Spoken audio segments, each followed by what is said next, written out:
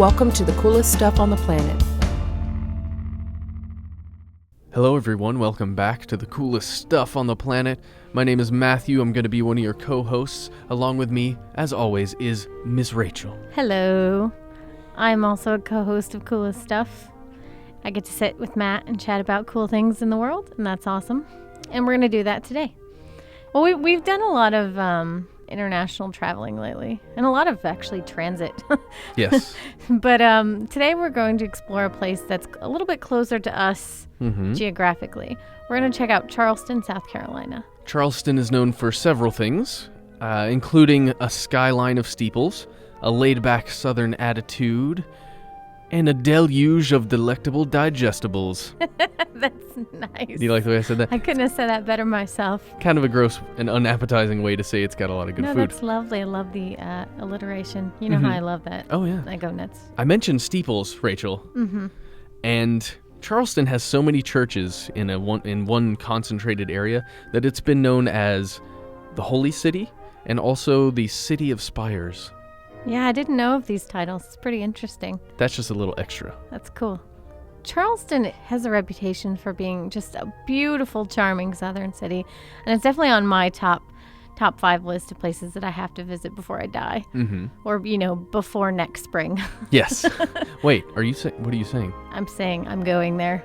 Oh, soon. Okay. You're not going to die next spring. No. Okay. No, I'm just going to go there soon. In 1669, King Charles II of England sent 3 ships of colonists to the New World, and 1 year later, in 1670, Charles Space Capital T Town was officially founded across the Ashley River from where Charleston is now located. Okay. And Rachel, that makes Charleston one of the oldest cities in the United States. Yeah, it really does have a very well-established history. It also played a pivotal role in the Civil War. The first shots of the Civil War were fired on Fort Sumter, which is located in Charleston Harbor. It's really a major attraction of the city. Lots of people, history buffs and just, average tourists alike go there every year to check it out. Allow me to introduce everyone to Rainbow Row. Oh, look at it. Look at Rainbow Row. I want to live on Rainbow Row. It is so cute what and pretty a nice here. name. Now, this is a famous group of privately owned residences that started out as kind of a warehouse district. And some of the architecture here, it dates all the way back to the original construction in the 1700s. So you can see these beautiful buildings all year round, at least from the outside. But in the spring, they have this festival called the Festival of Homes and Gardens. And the owners of some of these private residences open their doors and actually let tourists come in and, check out their beautiful old homes. So I think that's pretty neat. Yeah, I'd like to do that. Another major attraction of the city is the Battery. And you may have heard of this because it's just a famous part of Charleston.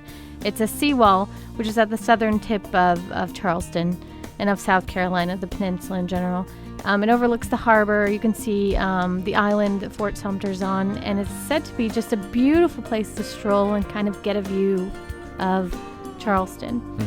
So much like its southern sister, Savannah. How do you like that, Matt? Nice. Charleston is really famous for its beautiful old oak trees that are just dripping with Spanish moss.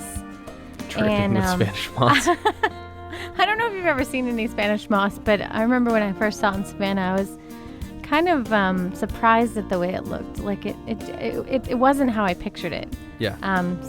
But it is kind of unique. There's also this really cool pineapple fountain in one of the parks in Charleston. Oh, yeah. It's that looks just a giant great. pineapple fountain. Doesn't that look delicious? It does. I want to eat all the metallic goodness of that pineapple statue. At the Old City Market, you can watch basket weavers create all kinds of works of art out of the marsh grasses in the local area called sweet grass. And if you do go, I'm going to ask that you please have them construct me a full set of armor made out of sweet grass.